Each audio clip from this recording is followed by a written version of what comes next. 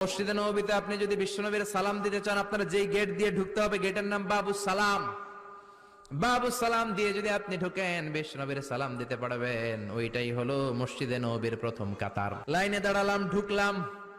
ভাগ্য ভালো, এমন একটা জায়গা পেয়েছি লেখা মাকান তাহাজ্জুদি রাসূলিল্লাহ, মানে এই জায়গায় রাসূল তাহাজ্জুদের নামাজ পড়তেন। আল্লাহর শুকরিয়া আদায় করে 2 রাকাত সালাত পড়ে আবার প্রথম কাতারে ঢুকে গেলাম। এবার বিশ্বনবীর সালাম দেওয়ার পালা। হাঁটতে লাগলাম সবার সাথে।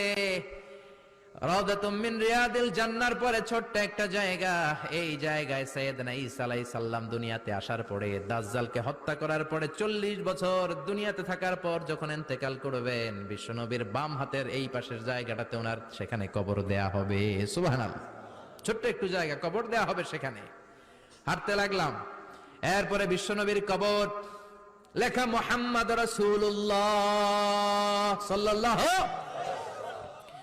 যেই নবীর কথা ছোটবেলা থেকে এতদিন পড়লাম, যেই নবীর হাদিসগুলো শিখলাম, যেই নবীর জন্য আমরা দেহের তাজা রক্তটুকু বিলিয়ে দিতে পারি কি পারি না, ওই নবী নাকি এই জায়গায় শোয়া। কোন উম্মত এই কথাটা চিন্তা করে ধৈর্য ধারণ করতে পারে? নিজেকে সামলে রাখতে পারে না, বুক ফেটে কান্না আসে, চিৎকার দিয়ে নবীরে ডাকতে মনে চায়, কিন্তু ডাকা যাবে না, কারণ লেখা লা তারফাউ আসওয়াতাকুম ফাওকা সাউতিন নবী। খবরদার, এটা নবীর দরবার। নবীর দরবারে উঁচু গলায় বড় গলায় কোনো চিল্লা ফাল্লা বা আওয়াজ করা যাবে? দাঁড় দাঁড় করে মানুষ চোখের পানি ছাড়ে, চিৎকার করে কাঁদতে পারে না। বিশ্বনবীরে চিৎকার করে